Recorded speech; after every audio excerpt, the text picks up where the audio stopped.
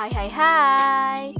Ini adalah penampakan dari hutan Kalimantan. Ya, kalian pasti tahu kan ya, kalau misalnya berbicara soal hutan Kalimantan, sudah pasti kita akan berbicara soal Indonesia. Negara dengan semboyan Bhinneka Tunggal Ika. Berbeda-beda tetap satu jua. Kita punya banyak sekali kekayaan, baik berupa kekayaan alam maupun berupa kekayaan yang non alam.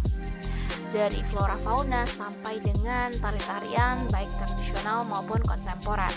Ada juga yang namanya seni pewayangan yang banyak sekali cerita baik, dan ada yang namanya adat istiadat penguburan jenazah di Toraja tanpa tanah.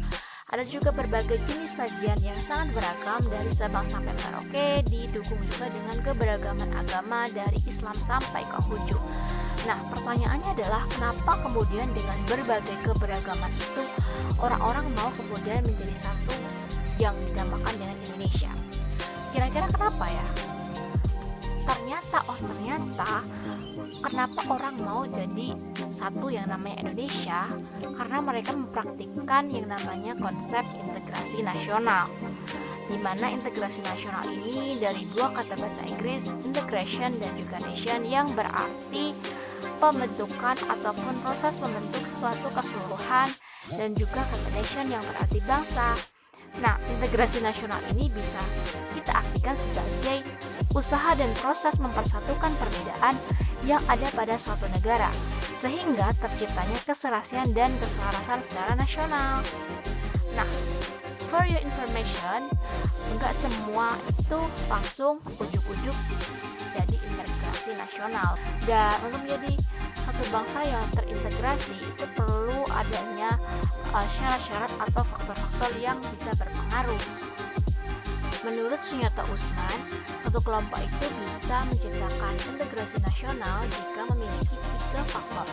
Yang pertama, adanya konsensus atau kesepakatan terhadap nilai-nilai masyarakat yang bersifat mendasar. Yang kedua, berbagai anggota masyarakat menjadi anggota dari berbagai kesatuan sosial. Dan yang ketiga, adanya kesalingtergantungan secara ekonomis di antara unit-unit sosial yang ada di masyarakat. Selain itu, integrasi nasional yang ada di Indonesia juga diperkuat dengan alat pemersatu bangsa, di mana alat pemersatu bangsa ini terdiri dari beberapa hal. Yang pertama ada Pancasila sebagai dasar negara kita, sekaligus ada burung Garuda, kemudian ada bendera merah putih sebagai bendera kebangsaan, kemudian ada bahasa Indonesia sebagai bahasa nasional dan bahasa persatuan, serta ada juga Indonesia Raya sebagai lagu kebangsaan, dan juga lagu-lagu lain.